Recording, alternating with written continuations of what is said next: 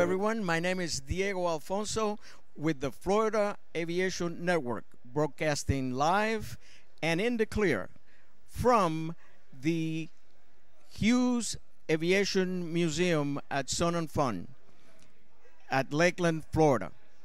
Today, we have with us Ernie Bowman, who is the former director of the Hughes Aviation Museum here in Florida. And, of course, he has a tremendous repertoire of history about not only the aircrafts in the exhibits, but also the history of the museum. So, Ernie, welcome to the program. Oh, thank you very much, Diego. And it's not Bowman, it's Sanborn. Oh, Sanborn. not Sanborn. A problem. If you say memory lapse. If you say Ernie around here, they know who They you're probably talking know. about. Right? I would have been better just saying Ernie. Yes, you would. Okay, Ernie, here's the thing. Tell us a little bit about the history of the museum. Well, the Florida Air Museum has, as you mentioned before, a tremendous Hughes exhibit here. We have over 8,500 pieces that from Howard Hughes' personal collection. So that's of real historical interest to us and to a lot of people. If you remember, the Aviator movie that came out was about Howard Hughes. Well, Howard Hughes was also in the film business many, many years ago. He produced some 65 different 65 different films, not all on aviation. Right. But Hell's Angels was probably the best known of that group as far as aviation goes. Right. And we can talk a little bit more about that later if you like. But the museum itself, of course, has a lot of history in it. We start with the Benoit. Actually, on our history wall, Thomas Benoit produced airplanes, and the first commercially scheduled airline was right here in Florida between St. Petersburg and Tampa. Back then, you could get a ride on that commercial airline for $5. Right. Well, which doesn't sound like much today, but back then, $1 That was a lot day of money. was a man's wage. Yes. So for $5, you know, you're spending a week's worth of wage, and that would be quite an imposition on a lot of the native people of that time. Native being native Floridians. Yes. They're becoming an extinct species, I think. Yes, I think the biggest population in Florida are imports. Yes. That's right. And not native born. Yeah. But getting back to the Benoit, and it actually only lasted for 3 months. Started January 1st, so it was January, February, and March, and then it went out of business here in Florida. Right. They did move west of the Mississippi after that. But can you imagine the reason why business suddenly died here in Florida? Well, who could afford the ride? That's right. That's right. It would be those people who are coming down as snowbirds, and when they went home in April, there wasn't any business left because the local people couldn't afford that type of money. Exactly. It's an outrageous. I mean, it's just a lot of money. It was a lot of money. And the ex-mayor of St. Petersburg actually bid $400 for that first ride.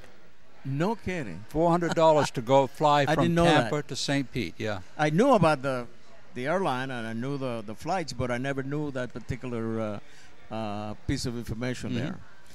You know, one thing that I really Howard Hughes is such such a great individual as far as aviation is concerned. The thing that really mesmerized me is I had the opportunity to go and see the Spruce Goose in Sure. And I haven't been able to get in it or on it, but that's got to be a tremendous piece of equipment. Do you know anything related to that? Oh, I know a lot of stories about the Spruce Goose. First of all, it wasn't made out of spruce. It was made out of birch plywood. Oh. And he used a process called Duraform, which formed plywood under heat and pressure, and of course with glues. And that's how that structure was made. Very strong, very light for use in a hardwood material. Right. Yeah. Spruce Goose, of course, was kind of a nickname for it, I guess you might say. Its actual name was HK-1, and that was named after Henry Kaiser and Howard Hughes. Okay. And they were both involved in that project, though Kaiser later dropped out of that. And the whole idea about the airplane was you could load troops on it, 200 troops, a Sherman tank, and fly across the Atlantic to Europe, which at the time was Non-stop. with the submarine fleet in the Atlantic that was picking off the troop transports. Right. That would increase the safety of getting troops across the Atlantic, immeasurably. So that was the whole idea behind it. Unfortunately, the development of the airplane spanned the whole of World War II, so it never did get off the ground, so to speak. It did get off the water, though. Yes, yes. It did get off the water. Flew one time with Howard Hughes at the controls, and he had made several taxi tests across the bay, and he was going to make one last test, but decided to let the press and the media off before he made that test, and said, "We're all done testing for today. We're going back out, but we're not going to do anything really spectacular." The only media that was left on there was actually a live radio broadcast, and because of the equipment that he had on the airplane, he couldn't get off. Right. So he got to go on that first flight. Hughes had made, as I said before, taxi tests up to 92 miles an hour across the water. Well, that last test he called for partial flaps, and when he did get partial flaps, the airplane flew. That's right. At about 74 miles an hour. Now, did he intend to fly?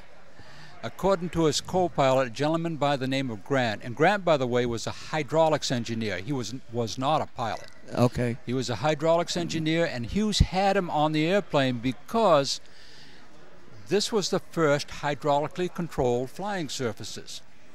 You see, the flying surfaces were so huge that a man couldn't lift them, and if you could lift them, you'd stretch the cables. Right. So it had to be something a little more positive than that. So they did use hydraulics. And according to Grant, when Hughes called for flaps, the airplane flew, and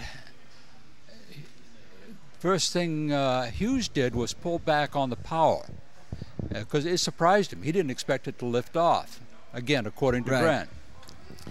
So he had pulled back the power, and then Grant's over there hollering at him, "More power, more power, more power," because without the power, they didn't have any hydraulic control. Oh, I see. So he would have lost control of the airplane. So Hughes gave it partial power. The flaps retract, or no, the flaps would have stayed, but he had lost hydraulic power to the elevator and the ailerons. I see. Okay. So anyway, more power. And Hughes turned to Grant and said, "It just ballooned on me." He didn't expect it to fly. Though you'll read a lot of different accounts on that, but coming from the gentleman that was sitting in the right seat of that airplane, I kind of think that's probably a correct I story. heard, and of course this is just rumors, and you probably heard this too, that there was kind of a litigation going on as far as getting paid for whatever, because I think it was a bid with the government to now that's what I'm saying. This is rumors, and that he somehow they wanted to get away without paying, and because they say that the airplane would never fly, and some people say that the reason why he just did that was to prove that the airplane fly.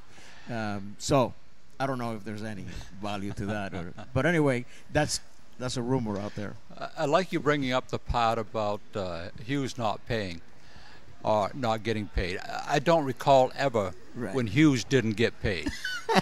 I can recall many stories when Hughes didn't pay. Okay, all right. Howard Hughes didn't carry any money in his pocket. And he really was a person that talked with the average man more than he talked with his administrators that he had in his company. He never came into Hughes Aircraft during the daytime. I won't say never, but very rarely would he do that. He'd come in at night. He'd go through all the engineering drawings, make notes on them, and leave them for the engineers to come in the next day to discover and make the changes that Hughes had indicated on the drawings. So, and if you look back at the drawings of that age, and we got about 6,500 different drawings, if you look back at those drawings, these are works of art. They're all hand done. Of course, engineering graphics, three-dimensional, shaded. They're just beautiful works in almost perfect condition from being 80 years old. And that's the way Hughes operated. But as I said, he didn't have any, didn't carry any money. So when he wanted money, he'd walk up to a line boy and ask him money for a cup of coffee or whatever it was he wanted. Right. And of course, everything was bills, so he never carried cash on him. Sure, and everybody knew him, you know. Oh, yes. Most of everybody knew him. But it's interesting that you say that because I took drafting early on in my high school days. That's before the computers and everything. Sure. And I remember that everything you had to use a ruler, T, then you use whatever other gadgets you had to draw everything. Now you just sit in front of a computer and you want a graph, the graph is done. You want this, it's done. Right. And so when you say that, I've seen those graphics from before, and that, just like you said, it's work of art. I mean, everything is so neat and so precisely so. And I like the drawings because they're all smudge free. Now, I did engineering graphics too, and mine weren't smudge free. Now, so what are the plans for the museum in the near future with Sun and Fun? In the near future, well, as you know, aviation is really a specialized group of people. Right. Well, they're a special group of people, let's face it. Right. Because you and I are both pilots, right? We know we're special. But only about 10% of the public is really interested in aviation now. So we want to appeal to more people than that. We have some great history here in the museum. We start out, of course, I mentioned the Benoit in 1914. The Baby Lakes was built when Matty Laird was a teenager, and then he taught himself how to fly it. Right. But we go through the whole history of airplanes here in the museum, and boy, it's a great history.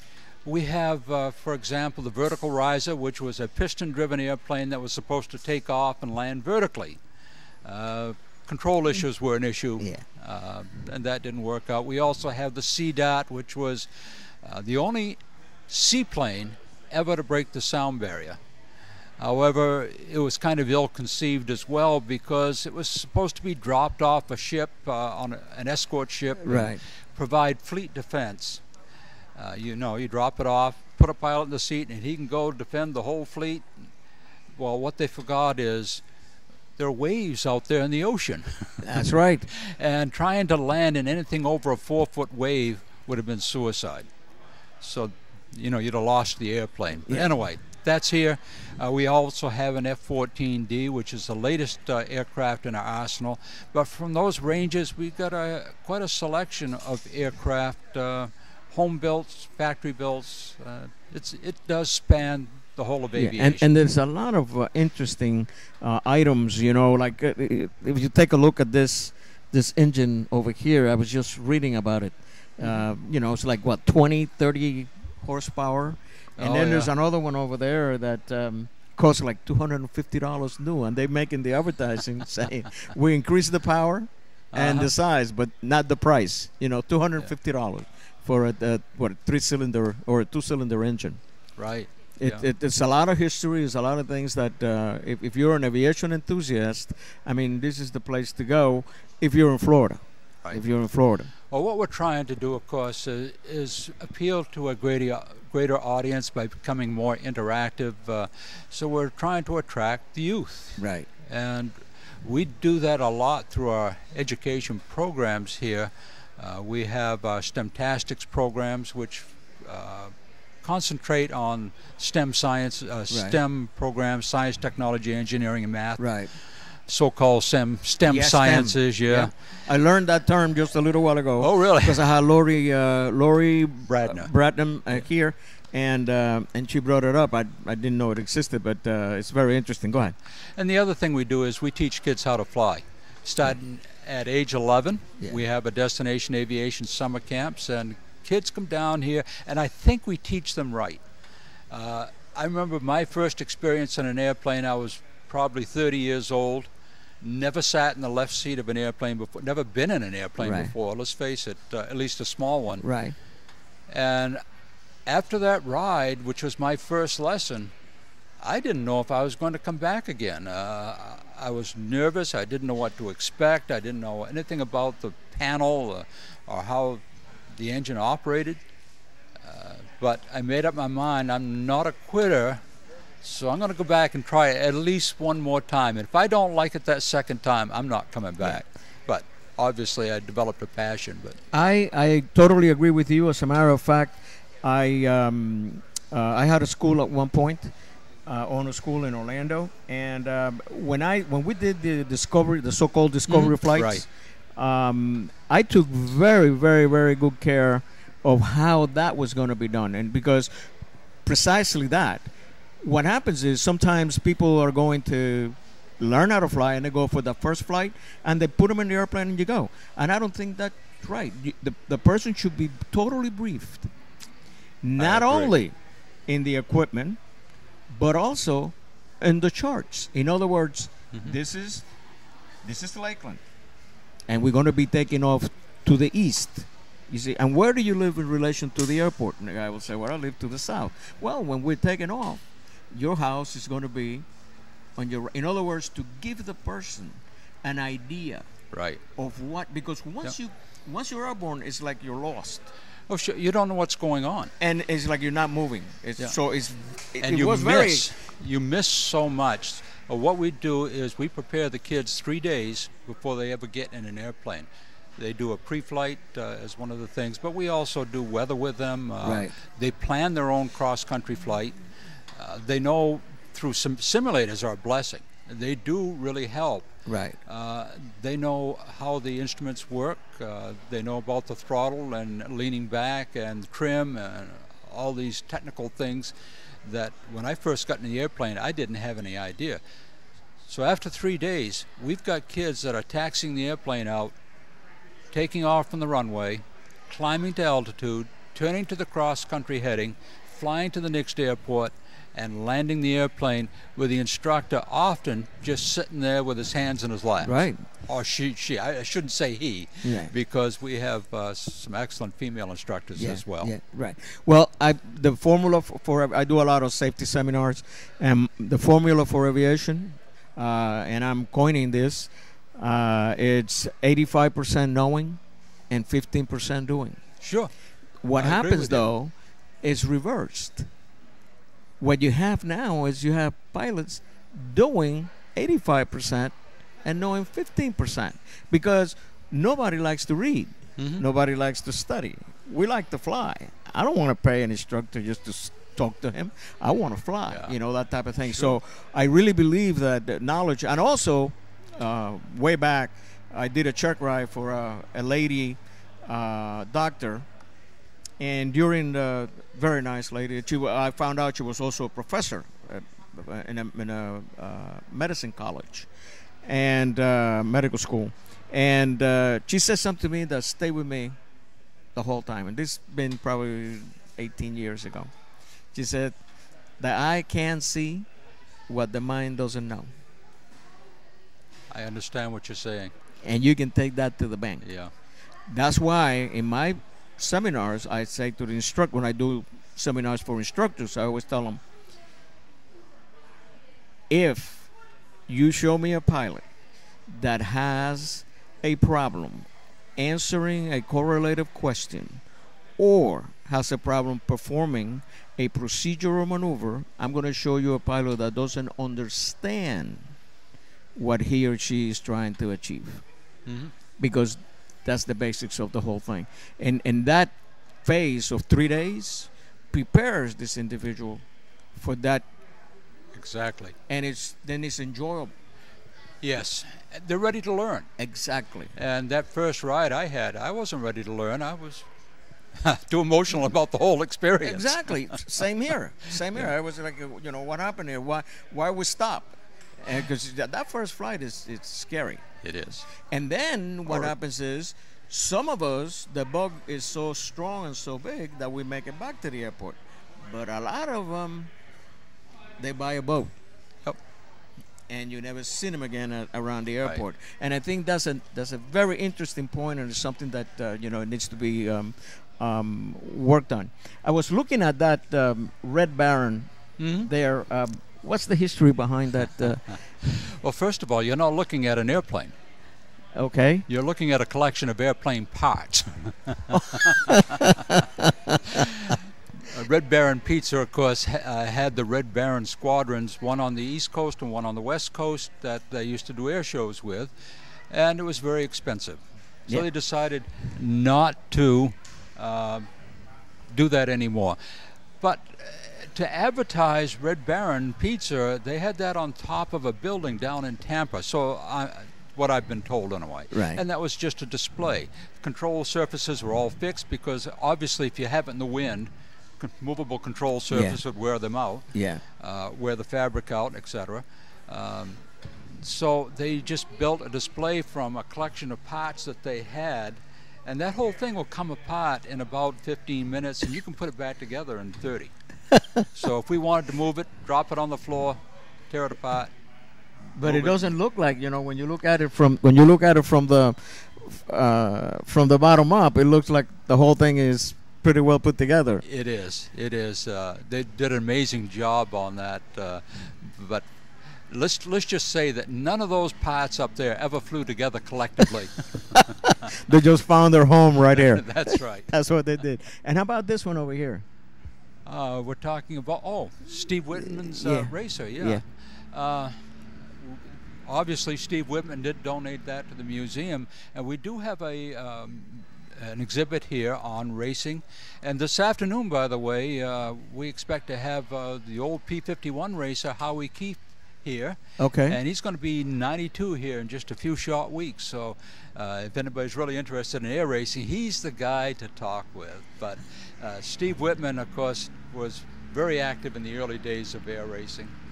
Now, that airplane, it is an American-made airplane, or is that an English-made airplane? No, that's all a hands-built airplane that Steve Whitman built himself and developed. Yeah. Because I've seen I believe it's got the engine upside down. That's correct. Inverted engine. Right, inverted engine, and just to make it clear to people, when they think of an engine upside down, they're probably thinking of an automobile engine where the crankshaft is on the bottom. Right. Well, if you invert the engine and you have the crankshaft on the top, then you have more propeller clearance. Yeah. Yep. Right there is the Oh, airplane. yes. Yep. So say that last statement again, because that was interesting. You said that by inverting the engine. By inverting the engine so the crankshaft is on the top, and they bolted the propeller to the crankshaft, then you have more ground clearance. When you look at that airplane compared to a lot of different racers, it's got a very short landing gear. Less landing gear, less weight, faster you're Less going to drag, go. less drag. Sure. That's interesting. I really didn't notice that. That's right, because if you turn that thing the other way, that propeller is going to be down another couple. The axis of the propeller will be down probably a couple feet. Yes. Easily. So you'd have to have a landing gear that was 2 feet taller. Right. That reminds me of some of the English airplanes. Oh, really? That have the Monasco engines and the engines inverted. Yeah. Well, Ernie, let me ask you one more question. This here, it looks like a chair. And I was reading before, and it said that the wings were too large to be able to be displayed here. Is that? I imagine that's a home built.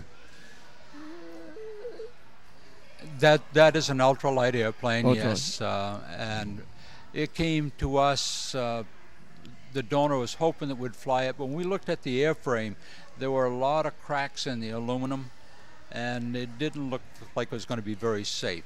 Our high school on campus, which is the Central Florida Aerospace Academy, we have a restoration club, and those kids come over and they restored that airframe, took it all apart, cleaned it, repainted it, put it all back together. So it made an attractive exhibit. Yes, we do have the wings. The wings have been repaired and they're ready for paint now, but they're 40 some odd feet long, Yes, yes. And with an airplane that sits so low to the ground, We just don't have room to walk around 40 feet of wing in this museum. Exactly. And I was looking at, well, first when I saw it, I thought that there was, I seen some of those contraptions that have like a parachute, you know, in the back, yes. and then you get Like going a trike on and a trike, and but then when I read the caption, it kind of you could see that it is not. It's just an airplane, but the wings are missing. I mean, that's the whole thing there. yeah. Now we have that over there. That looks like the one that have the front and tandem, you know, front and back. Oh yes, that's the spacewalker. That was built by a gentleman by the name of Conrad Miller. He's a master builder, and he is 86 now, and he just donated another airplane to the museum besides the spacewalker. So equal, perfect construction on that airplane, and that's an Alpha HB 207. It's the only one flying in the country. It's a German design, and you'll see it outside the museum. It has a 5-bladed prop, so it's very noticeable. Yes, yes. Yeah. Beauty about that airplane, we were just talking about one that got 54 miles to the gallon, I believe, on fuel, set a record. This airplane also cruised at 154 miles an hour on 3.5 gallons per hour. God. Very fuel efficient, you know, up in the 40 miles per gallon range. Yeah, I think I saw a sign somewhere that it holds the record for That it does, for fuel efficiency. for fuel efficiency, like 75 miles per gallon. I wish my car would do that. Yeah, me too. I wonder if I should drive to work in that thing. You could probably fly to work in it, but I'm not sure you could drive. Well, Ernie, unfortunately, we have reached that point in the segment where we're going to have to say goodbye to you. I mean, I really enjoy the conversation. I enjoy the history. I enjoy all the facts and figures that you have given us. And I really think that now I'm a little bit more knowledgeable about aviation, and not only aviation, but the artifacts and airplanes that are here at the airplane. And for that, me and our audience will thank you so much for taking your time and stepping here. Real pleasure. And for you, you're still there, I hope. Don't go anywhere, because we're going to be back in about 30 minutes again with our next segment. And again, thank you very much for watching. See you in a bit.